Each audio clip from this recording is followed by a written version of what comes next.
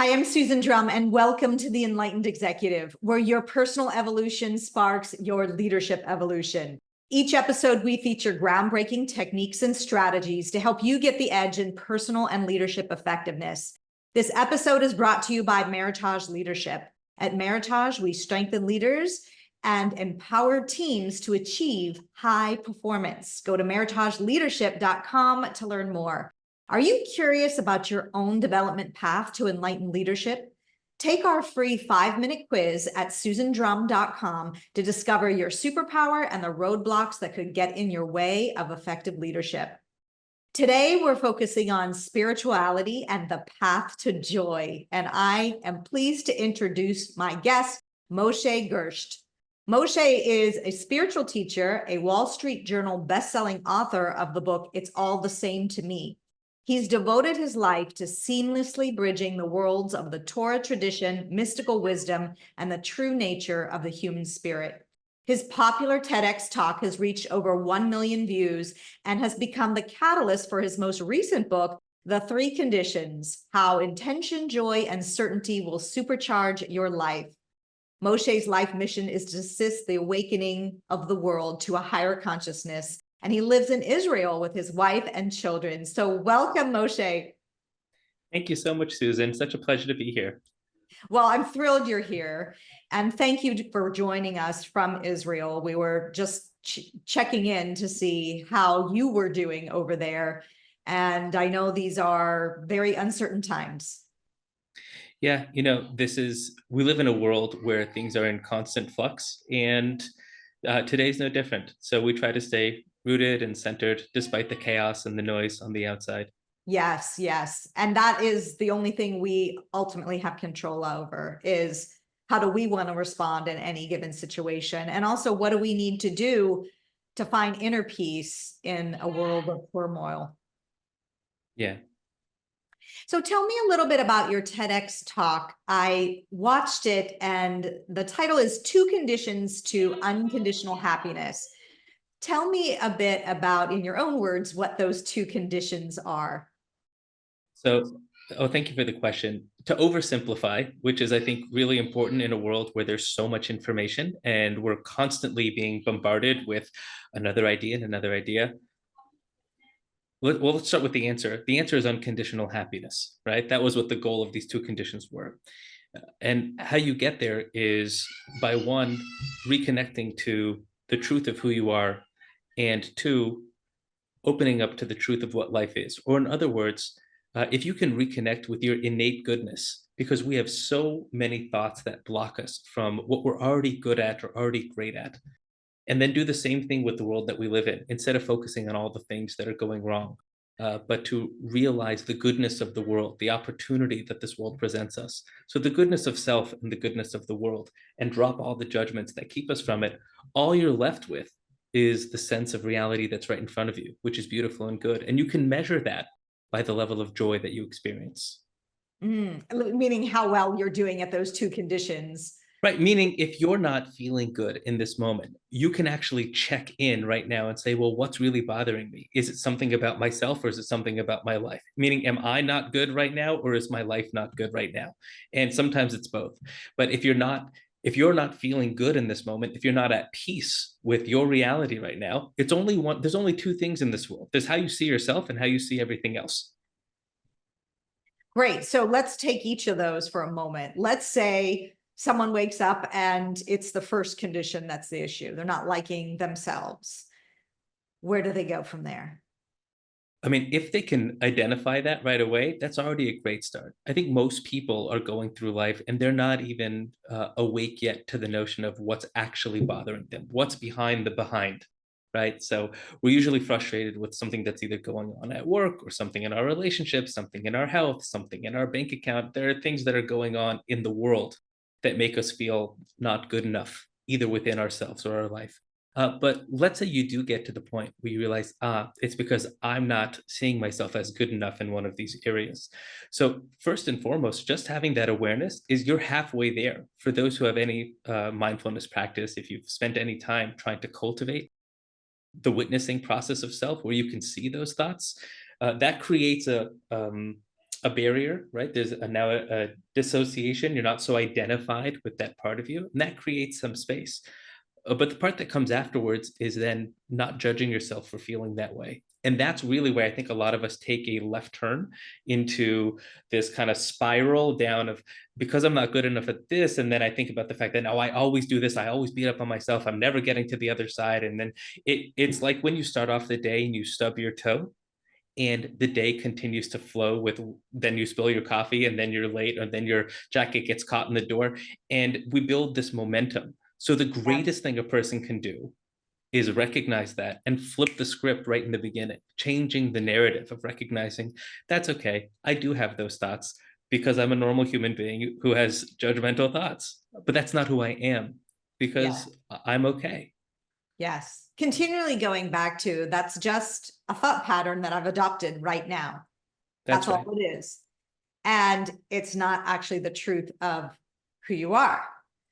Who you are is so much bigger, so much grander than this one thought that you've latched onto and maybe are playing, as I say, in a playlist over and over.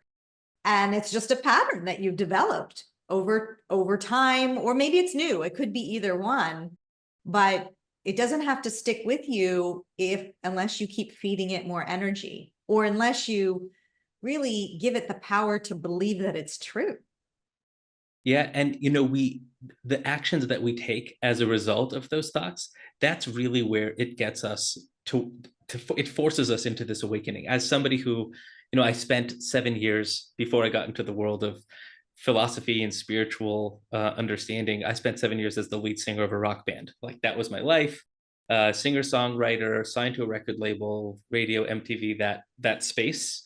And I don't know how often I speak about it, but there was a time towards the end, as things were kind of like getting bigger, where I had this like really deep, you call it perfectionism, like really just the need and the desire to want to be perceived and seen a certain way, that I was not just good enough, but I wanted to be great, and I wanted to be on stage, and I wanted people to see me for the rock star that I wanted to be, whatever that was.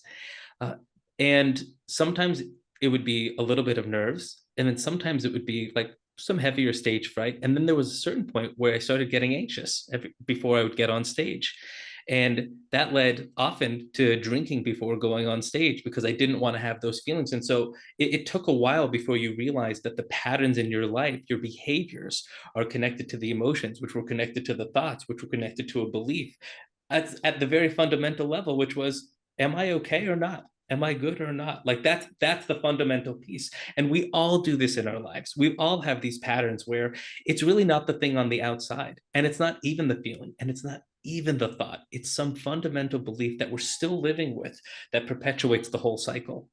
Absolutely. Absolutely. And in the work and what we do in leadership development is help people uncover these patterns, right? That this pattern is all stemming from a root belief, and it's usually based on an I am statement. I am not good enough. I am, not safe. I am treated unfairly. Whatever that may be, that root belief causes a whole slew of behaviors further downstream that you may not even recognize. But if you can pause and really kind of keep digging into what is really driving this to begin with. And good for you for having that awareness that what's causing the drinking, and let me work my way backwards to see what's really going on.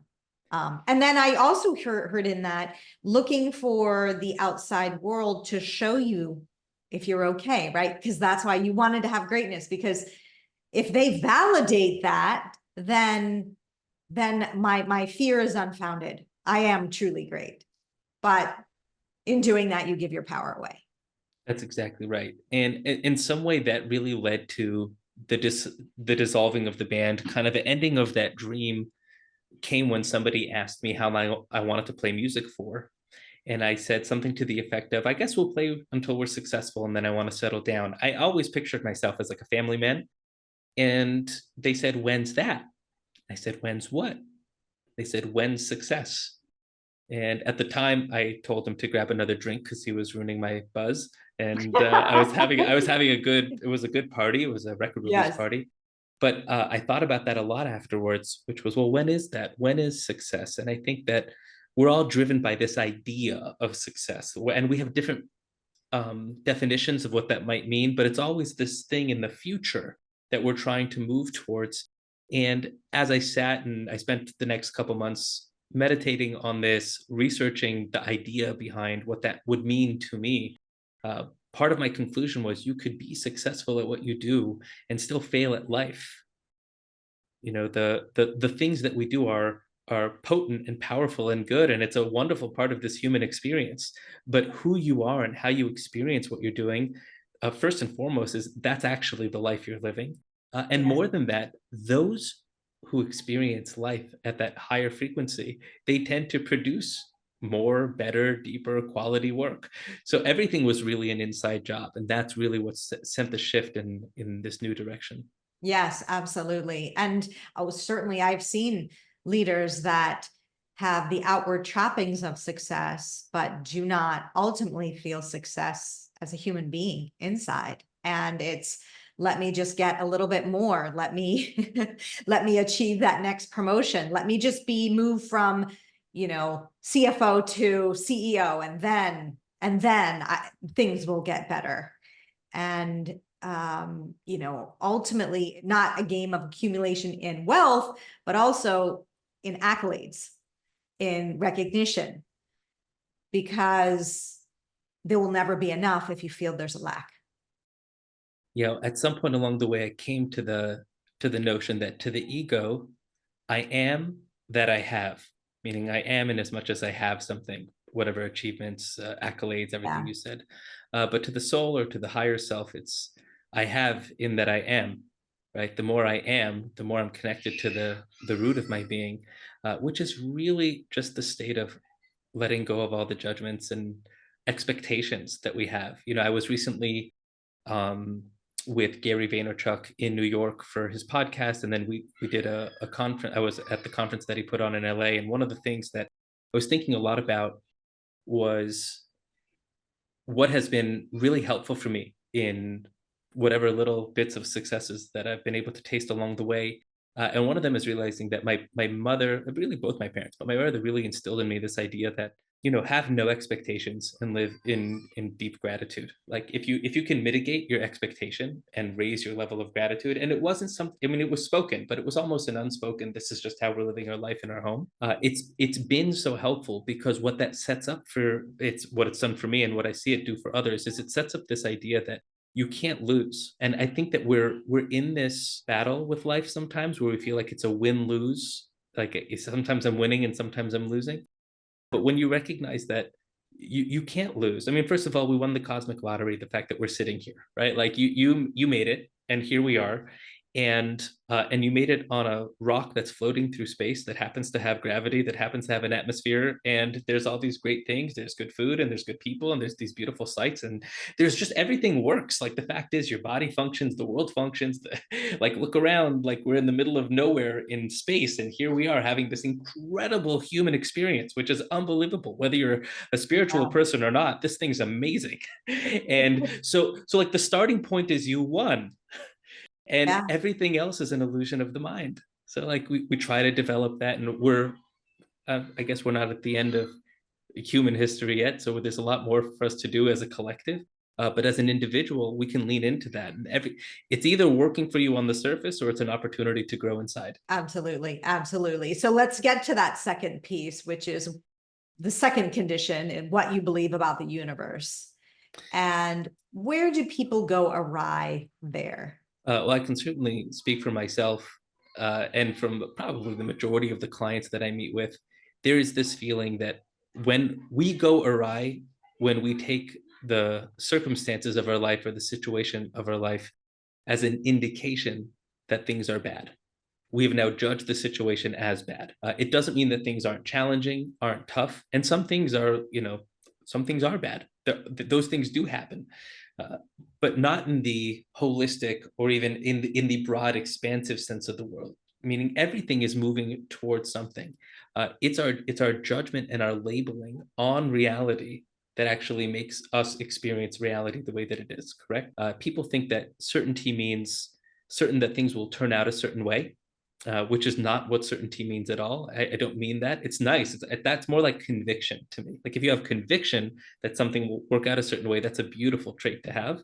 But it doesn't always turn out that way. When I say certainty or the belief in the universe that things are good, what I mean to say is an openness to anything that happens as being part of uh, a progressive evolution for yourself and for the world, meaning things are moving in the right direction. And all you need is an open heart and an open mind to look for the opportunities that are laden within, to see how this might be a reminder for something in my own life of how I can grow and be better, to see how something might be leading myself or my company or my family or the world in a direction that was new that I might not have taken otherwise. It's our labeling of it that kind of cuts off the potential energy flow that this might have led to.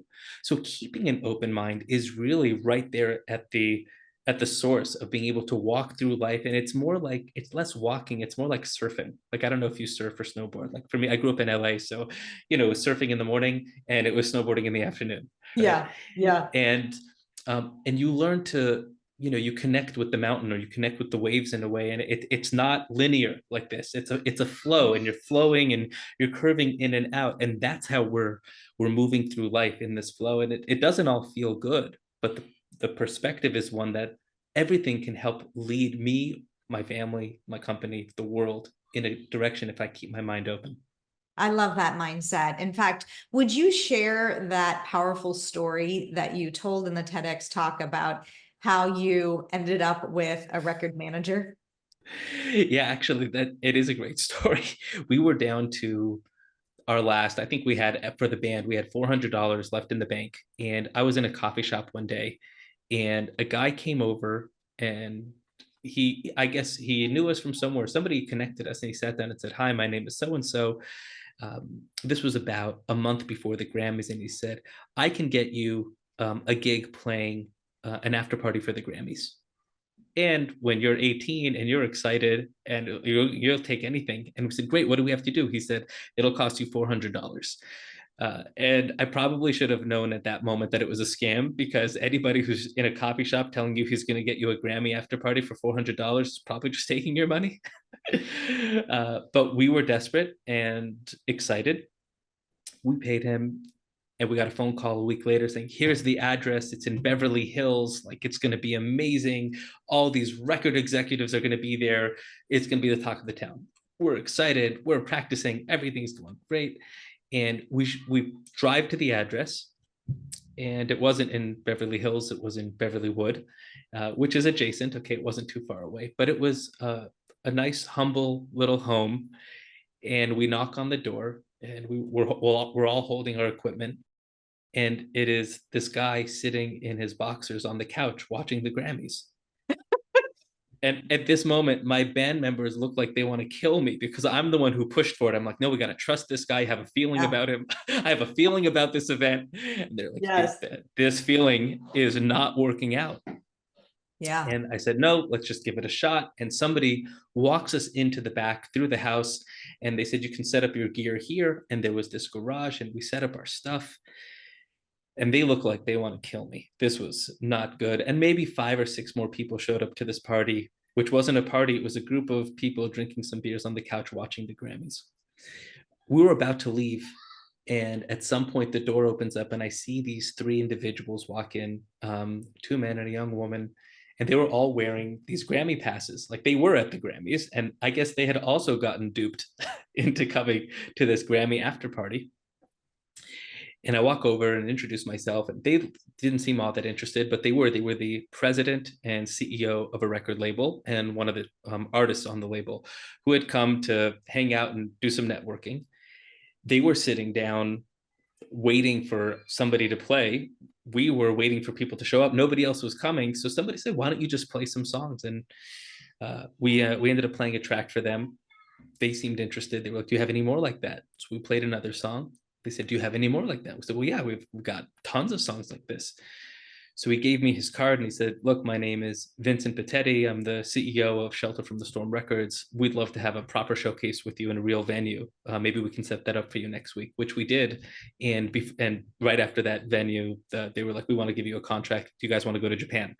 And This was it all came from this place of it looked really bad, and we could have left at any moment. And if we didn't stick around to that like very very end bit where they were about to leave, my band members wanted to go, that record contract never happens, right? Yeah. We Yeah. and how many times do we walk away from something and we never know the potential that might have been on the other side had we stuck around 5 more minutes or one more day, whatever it is, just to see maybe there is a little bit of light there. And by the way, maybe that doesn't end up happening. Maybe in this, there's a different version of that story where we don't sign a record deal.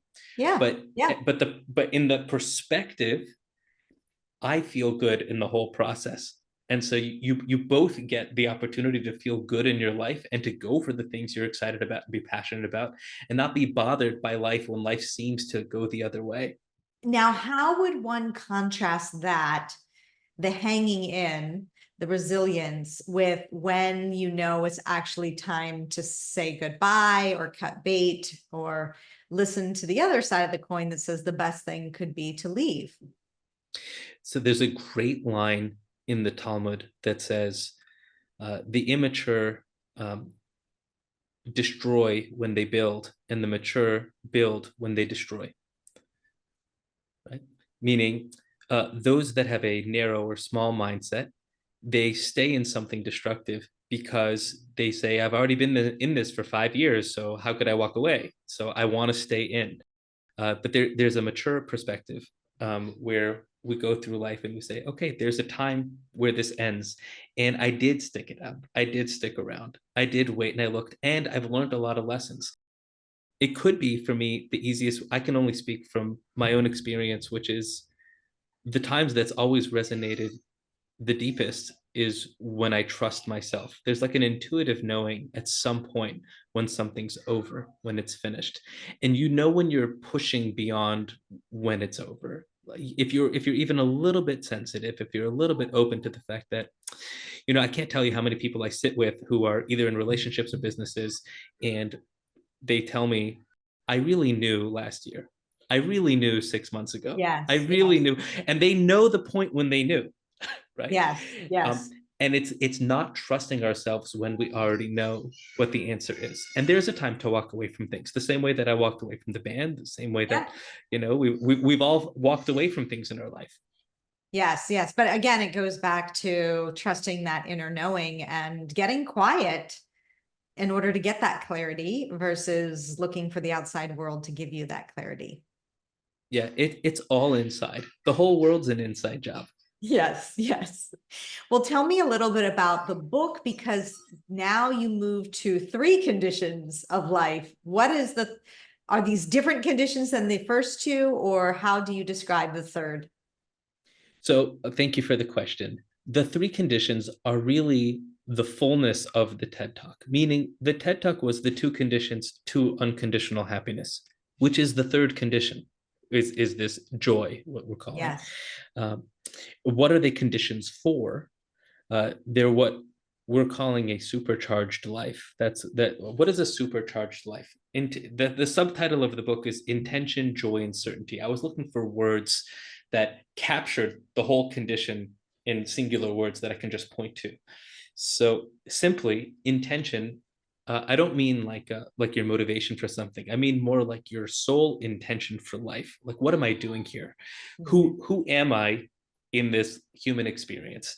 And the way that we tap into the world of intention is, again, by recognizing our innate goodness and our power in this world. What are we here to do, contribute, create in this life? And do I know that regardless of my doing, my being is always pure and good? The second condition is certainty. Certainty is, like I mentioned before, it's more like not certain of a particular outcome, but certain of a particular process, that things are always potentially working out, that things are always moving in a good direction. And I can make lemon out of lemonades. Yes. I have the power to look at life and not have life tell me what's happening, and to judge things as being good or bad, lowercase, but that everything's capital G good, because there's an underlying guidance and direction to life if you're open to it, if you can continue looking. I was once walking with my daughter, and I had found some money on the floor, and I picked up the money, and my daughter is really big on saving right now. Anyway, I picked up the money, and she said, "Oh man, how did you see that? I walked right past it." And I said to her something to the effect of, in life, it's not that some people are lucky, it's that some people are looking. And we have this perspective that those are the lucky ones, right? When we Yes. live in a world where life is doing it to me, like I'm getting done Yes. by life, so we don't really exist. But if you stay open, that's when you realize that you might be getting done by life, but it's happening for you, not to you, right? It's all in a deeper alignment. So that's certainty. Yeah. And One thing I just want to say that I love, that mindset that everything is working out for me. I created a playlist just of music that had me be in that resonance, right? That emotional vibration of everything is always working out for me. And there are great songs that help me get to that space. So I just want to encourage listeners to leverage music in this way to be able to put you and practicing the belief set that you need to be in. And this is yeah, a fundamental one around certainty. I like how you call it certainty, because it's not expecting that I'm going to control life and that way I get certainty. It's the certainty that the universe is conspiring on your behalf, even when it can feel like it's not. that's right. That's exactly right. It's always that way. That is the certainty. It never stopped being on your side. There's another line in the Talmud that speaks to me deeply, where it says every person has to be able to say the following thing to themselves: that the world was created for me, not in an ego sense, but in a way that recognizes that the whole world is there, and you're at the center. You're the hero of your story, and the main character, that things are showing up for you. You get to co-create your life. You are the writer of the script.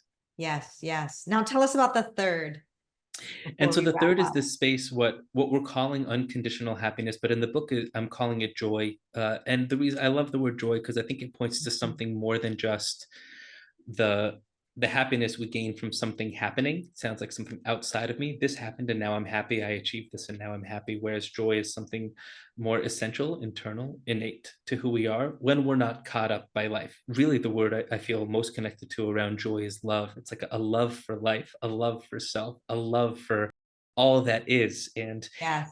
it is beautiful, and it's deep, and it's almost transcendent. It's beyond emotion. It's just joy. And it's infectious. And people, when you come in contact with someone who has that, you're lifted up. And when you have that, you lift people up. You are an energy magnet. And so we look to that as a measuring stick. Like it's like a barometer. Like, do I feel this in my life right now? It doesn't have to be in this moment. But if I looked at my last week, how much joy am I experiencing? If I looked at the last month, how much joy is in my life? The reason why it's important and why it's a supercharge is because if you are feeling that, you might notice that the rest of your life is also going well. It's not just that you feel good. It's that your lens on life is aligned. It's you're in Yeah. tune.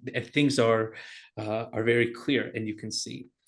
In the book, The Three Conditions, I talk about how if you can get to this place where you're seeing yourself and life in an open, non-judgmental, enlightened way, and you're experiencing that joy inside. Imagine that as a tree. Every tree has branches. Branches, as an acronym, BRANCH.